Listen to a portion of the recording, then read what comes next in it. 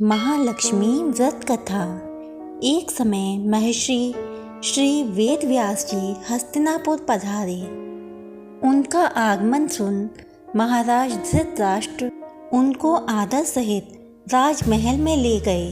स्वर्ण सिंहासन पर विराजमान कर उनका पूजन किया।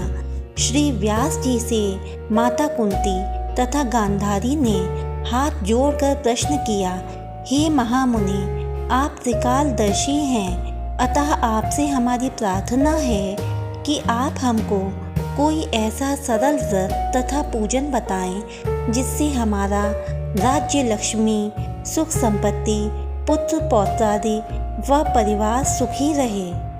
इतना सुनकर श्री वेद व्यास जी कहने लगे, हम एक ऐसे व्रत का पूजन व वर्णन कहते हैं जिससे सदा लक्ष्मी जी का निवास होकर सुख समृद्धि की वृद्धि होती है। यह श्री महालक्ष्मी का व्रत है। इसे गजलक्ष्मी व्रत भी कहा जाता है, जिसे प्रतिवर्ष अश्विन कृष्ण अष्टमी को विधिवत किया जाता है। ये महामुनि, इस व्रत की विधि हमें विस्तार पूर्वक बताने की कृपा करें। तब व्यास जी बोले, हे देवी, यह व्रत भाद्रपद शुक्ल अष्टमी से प्रारंभ किया जाता है। इस दिन स्नान करके 16 सूत के धागों का डोरा बनाएं, उसमें 16 गांठ लगाएं, हल्दी से पीला करें।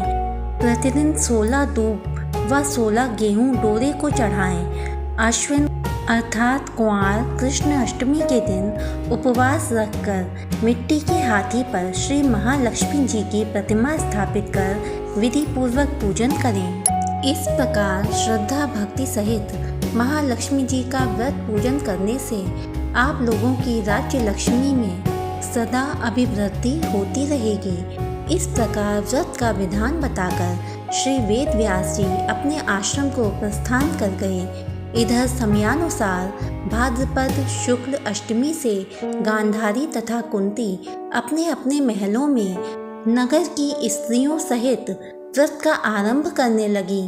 इस प्रकार 15 दिन बीत गए। 16वें दिन आश्विन कृष्ण अष्टमी के दिन गांधारी ने नगर की सभी प्रतिष्ठित महिलाओं को पूजन के लिए अपने महल में बुलवा लिया। माता कुंती के यहाँ कोई भी महिला पूजन के लिए नहीं आई। साथ ही माता कुंती को भी गांधारी ने नहीं बुलाया। ऐसा करने से माता कुंती ने अपना बड़ा अपमान समझा। उन्होंने पूजन की कोई तैयारी नहीं की एवं उदास होकर बैठ गईं।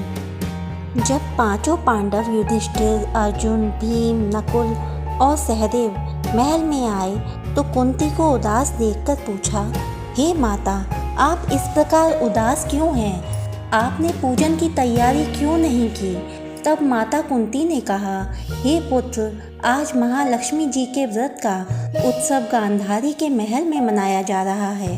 उन्होंने नगर की समस्त महिलाओं को बुला लिया और उसके 100 पुत्रों ने मिट्टी का एक विशाल हाथी बनाया, जिस कारण सभी महिलाएं उस बड़े हाथी का पूजन करने के लिए गांधारी के यहाँ चली गईं, लेकिन मेरे यहाँ नहीं आईं।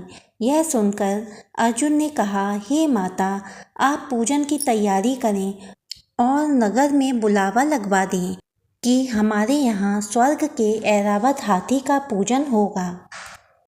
इधर माता कुंती ने नगर में ढिंढोरा पिटवा दिया और पूजा की विशाल तैयारी होने लगी। उधर अर्जुन ने बाण के द्वारा स्वर्ग से ऐरावत हाथी को बुला लिया। इधर सारे नगर में शोर मच गया कि कुंती के महल में स्वर्ग से इंद्र का ऐरावत हाथी पृथ्वी पर उतार कर पूजा जाएगा। समाचार को सुनकर नगर के सभी नर नारी, बालक एवं वृद्धों की भीड़ एकत्र होने लगी। उधर गांधारी के महल में हलचल मच गई। वहां एकत्र हुई सभी महिलाएं अपनी अपनी थालियां लेकर कुंती के महल की ओर जाने लगीं। देखते ही देखते कुंती का सारा महल ठसाठस भर गया। माता कुंती ने ऐरावत को खड़ा करने हेतु अनेक रंगों के चौक पुरवाकर नवीन रेशमी वस्त्र बिछवा दिए। नगरवासी स्वागत की तैयारी में फूल माला, अबीर, गुलाल, केशर हाथों में लिए पंक्तिबद्ध खड़े थे। जब स्वर्ग से ऐरावत हाथी पृथ्वी पर उतरने लगा तो उसके आभूषणों की ध्वनि गूंजने लगी। ऐरावत के दर्शन होते ही जय जयकार के नारे लगने लगे। शाम के समय इंद्र का भेजा हुआ हाथी ऐरावत माता कुंती के भवन के चौक में उतर आया। तब सब नर नारियों ने पुष्पमाला, अबीर, गुलाल, केसर आदि सुगंधित पदार्थ चढ़ाकर उसका स्वागत किया। राज्य पुरोहित द्वारा ऐरावत पर महालक्ष्मी जी की मूर्ति स्थापित करके वेद मंत्रोच्चारण द्वारा पूजन किया गया। नगरवासियों ने भी महालक्ष्मी पूजन किया।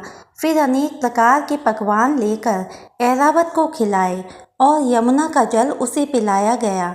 राज्य पुरोहित द्वारा स्वास्थ्य वाचन करके महिलाओं द्वारा महालक्ष्मी का पूजन कराया गया। 16 गांठों वाला डोरा लक्ष्मी जी को चढ़ाकर अपने अपने हाथों में बांध लिया। ब्राह्मणों को भोजन कराया गया। दक्षिणा के रूप में स्वर्ण आभूषण, वस्त्र आदि दिया गया। उसके बाद महिलाओं ने मिलकर मधुर संगीत लहरियों के साथ भजन कीर्तन कर संपूर्ण रात्रि महालक्ष्मी व्रत का जागरण किया। दूसरे दिन प्रातः राज्य पुरोहित द्वारा वेद मंत्रोच्चार के साथ जलाशय में महालक्ष्मी जी की मूर्ति का विसर्जन किया गया। फिर ऐरावत को विदा करके इंद्रलोक को भेज दिया। इस प्रकार जो स्त्रियां श्री महालक्ष्मी जी का विधि पूर्वक व्रत एवं पूजन करती हैं, उनके घर धन धान्य से पूर्ण रहते हैं, क्योंकि उनके घर में महालक्ष्मी जी सदा निवास करती हैं। इसलिए महालक्ष्मी जी की यह स्तुति अवश्य बोलें। महालक्ष्मी नमस्तुभ्यं, नमस्तुभ्यं सुरेश्वरी, हरिप्रिये नमस्तुभ्यं, नमस्तुभ्यं दयानिधे। हे माँ महालक्ष्मी, मेरी आपसे यही प्रार्थना है कि आपकी यह व्रत कथा जो जो मनुष्य सुने और जो जो मनुष्य कहे उसकी सभी मनोकामनाएं पूर्ण करिएगा और अपनी कृपा बनाते हुए हम सभी मनुष्यों के घर में स्थिर रूप में वास करिएगा। जय माँ महालक्ष्मी।